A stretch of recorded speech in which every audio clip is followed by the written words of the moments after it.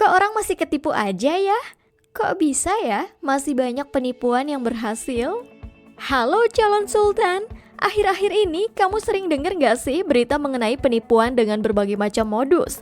Bahkan seiring berkembangnya teknologi, berkembang juga modus-modus baru yang membuat masyarakat terjebak nih. Terus-menerus munculnya modus-modus baru penipuan ini membuat masyarakat resah karena teror penipuan semakin marak dan seakan tidak ada akhirnya.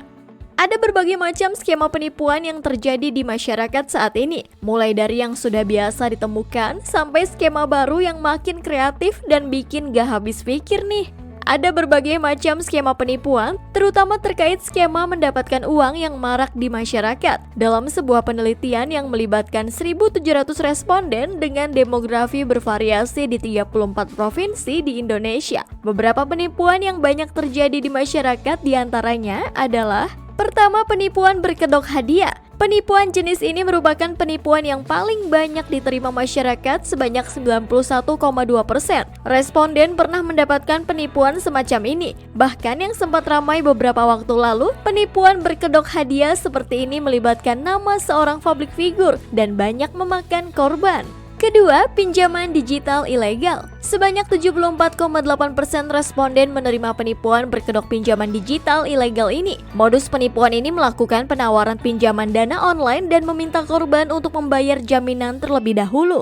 Ketiga, pengiriman tautan berupa malware atau virus. Penipuan jenis ini menempati urutan ketiga jenis penipuan paling banyak diperoleh. Sebanyak 65,2% responden pernah menerima penipuan ini. Salah satu contoh penipuan berupa pengiriman tautan yang pernah ramai adalah pelaku menyamar sebagai petugas ekspedisi dan mengirim sebuah tautan dengan nama, foto paket kepada korban, dan membobol mobile banking korbannya dengan menggunakan malware remote administrator tool yang merupakan alat untuk mengendalikan perangkat jarak jauh.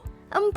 Penipuan berkedok krisis keluarga. Penipuan jenis ini masih sering memakan korban hingga saat ini. Sebanyak 59,8% responden pernah menerima penipuan jenis ini. Penipuan jenis ini dilakukan dengan melakukan telepon atau SMS kepada korban dan mengaku sebagai keluarga yang membutuhkan bantuan, seperti mengalami kecelakaan, terkena tilang polisi, dan lain sebagainya. Kelima, investasi ilegal. Penipuan berupa investasi ilegal juga sempat heboh beberapa waktu lalu karena melibatkan nama salah satu public figure yang dikenal dengan kemewahannya. Kebanyakan masyarakat tergiur dengan investasi yang menjanjikan tingkat pengembalian atau bagi hasil yang tinggi tanpa menyelidiki dulu kredibilitas dan legalitas dari perusahaan investasi tersebut. Sebenarnya, apa itu skema Ponzi? Skema Ponzi adalah modus investasi palsu yang membayarkan keuntungan kepada investor bukan berasal dari keuntungan yang diperoleh dari kegiatan operasi perusahaan, namun berasal dari investor selanjutnya yang dilakukan dengan cara merekrut anggota baru. Bisnis skema Ponzi ini akan kolaps ketika tidak ada lagi anggota baru yang bisa direkrut, karena aliran dana akan terhenti dan mengakibatkan ketidakmampuan perusahaan dalam membayar keuntungan pada investor. Para calon investor wajib mengenali ciri-ciri skema Ponzi berikut ini agar terhindar dari kerugian. Menjanjikan keuntungan besar dalam waktu singkat dan tanpa resiko. Proses bisnis investasi yang tidak jelas. Staf penjualan mendapatkan komisi dalam merekrut orang. Pada saat investor ingin menarik investasi, malah diiming-imingi investasi dengan bunga lebih tinggi. Mengundang calon investor dengan menggunakan tokoh masyarakat dan tokoh agama sebagai figur. Pengembalian macet di tengah-tengah. Keenam, penerimaan sekolah atau beasiswa palsu. Sebanyak 19,9% masyarakat pernah mengetahui penipuan berupa sekolah atau beasiswa palsu. Penipuan jenis ini memiliki ciri terlalu indah untuk menjadi nyata. Wajib membayar sesuatu, bersumber dari website yang tidak jelas, kurang dikenal dan tidak memiliki jejak alumni, alamat dan kontak tidak jelas.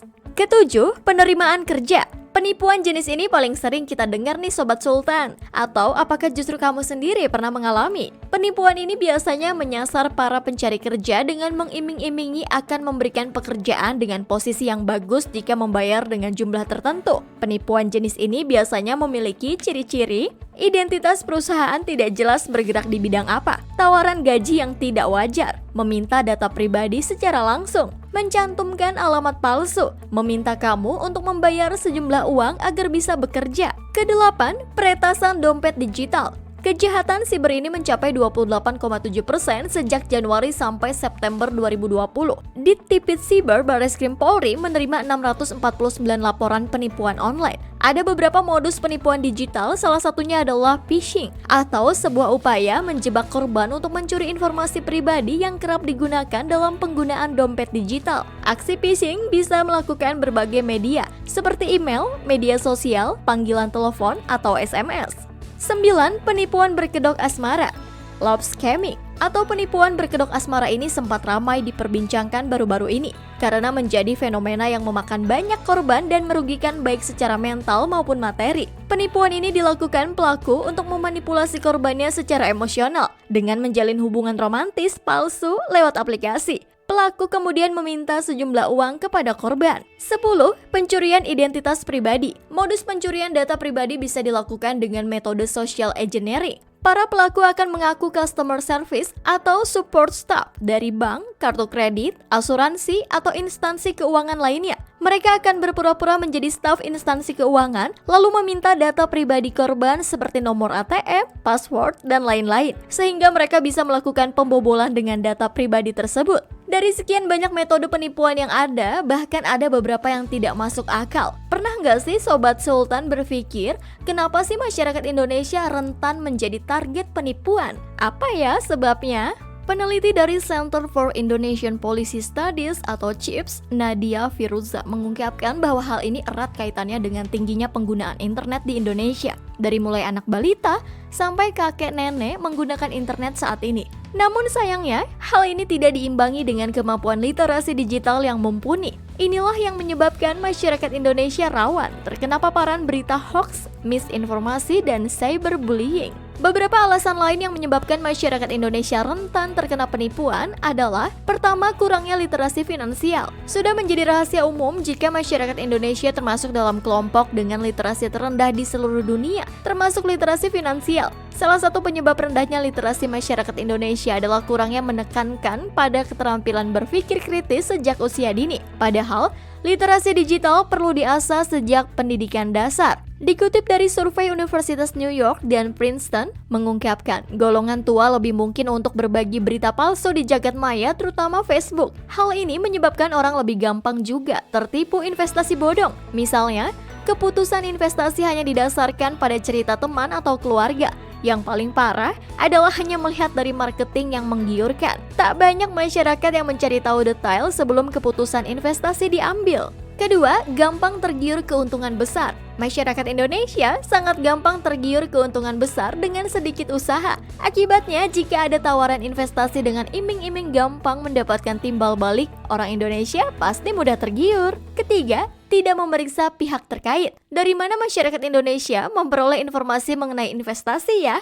Kamu pernah bertanya-tanya mengenai ini nggak, Sobat Sultan? Jadi, kebanyakan dari mereka memperoleh informasi dari membaca komentar-komentar di media sosial tanpa cross-check ke sumber terpercaya. Akibatnya, calon investor hanya memperoleh potongan informasi dari skema investasi yang ingin mereka lakukan. Dengan begitu, calon investor hanya akan mendapatkan sepotong informasi sehingga pertimbangan atas risiko dari investasi tersebut tidak terlalu matang. Keempat, salah prioritas finansial. Prioritas finansial juga menjadi pekerjaan rumah tersendiri bagi masyarakat Indonesia. Investasi bodong yang menawarkan keuntungan besar seringkali mendesak kebutuhan prioritas yang lain, padahal jumlah uang terbatas. Padahal, investasi seharusnya baru dilakukan setelah semua kebutuhan tercukupi, termasuk dana darurat. Namun yang terjadi di masyarakat Indonesia justru sebaliknya. Alih-alih memenuhi semua kebutuhan, mereka lebih memprioritaskan investasi karena iming-iming keuntungan yang besar. Akibatnya, selain merugi, prioritas finansial pun jadi terganggu. Kelima, tidak tahu modus investasi yang berkembang. Banyak modus investasi bodong yang berkembang di luar sana. Perkembangan teknologi juga menjadi salah satu faktor penyebabnya. Contohnya, investasi bodong dengan kedok mendepositkan uang pada aplikasi tertentu demi meminta calon investor bergabung sebagai mitra dengan sistem mirip MLM. Agar lebih meyakinkan, biasanya perusahaan menawarkan hasil berupa mata uang luar negeri yang jika dikonversikan ke dalam rupiah jumlahnya jauh lebih besar. Jadi, Sobat Sultan, kesimpulannya adalah penyebab banyaknya masyarakat yang terkena penipuan dengan berbagai modus disebabkan oleh: pertama, Pertama, perkembangan teknologi yang tidak dibarengi dengan meningkatnya pengetahuan dan literasi digital pada masyarakat. Seperti yang sudah kita bahas sebelumnya, minimnya literasi masyarakat Indonesia menyebabkan masyarakat menjadi tidak paham, kurang wawasan, produktivitas rendah, bobroknya moral, dan kebodohan merajalela. Perkembangan teknologi yang pesat yang tidak dibarengi dengan bertambahnya wawasan masyarakat menyebabkan banyak masyarakat terlalu polos dalam menggunakan teknologi dan tidak menggunakan teknologi dengan bijak. Hal ini pula yang menyebabkan munculnya perundungan siber, banyaknya yang terkena penipuan serta masalah-masalah lain. Kedua, menggunakan teknologi tanpa dibarengi kemampuan berpikir kritis membuat kebanyakan masyarakat kita memberikan 100% kepercayaan mereka pada apa yang mereka baca dan lihat di internet. Hal ini pula yang menyebabkan berita hoax cepat tersebar di Indonesia, serta banyaknya pelaku cyberbullying dengan memberikan komentar-komentar buruk pada seseorang hanya berdasarkan pada apa yang mereka lihat dan baca di internet. Ketiga, bias konfirmasi. Orang-orang memiliki kecenderungan mencari bukti-bukti yang mendukung pendapat atau kepercayaan mereka serta mengabaikan bukti-bukti yang menyatakan kebalikannya. Bias konfirmasi memiliki kecenderungan dalam melihat suatu hal secara subjektif. Keempat, kebanyakan masyarakat kita pengen cepat kaya dengan sedikit usaha. Kelima, pendapat lain juga mengatakan mungkin salah satu penyebab masyarakat Indonesia mudah tertipu adalah karena memiliki empati yang besar dan mudah kasihan. Kalau menurut kamu gimana nih calon sultan? Kenapa masyarakat Indonesia cenderung mudah tertipu ya? Jadi kita harus waspada ya guys. Biasakan membaca dan mencari tahu segala hal dengan detail. Jangan sampai niatnya investasi, malah rugi. Kalau begini, kapan kaya? Thanks for watching. Jangan lupa like jika kamu suka, subscribe untuk mendukung channel ini, dan jangan lupa share ke teman-teman yang lain ya. Sampai jumpa di tips kaya lainnya.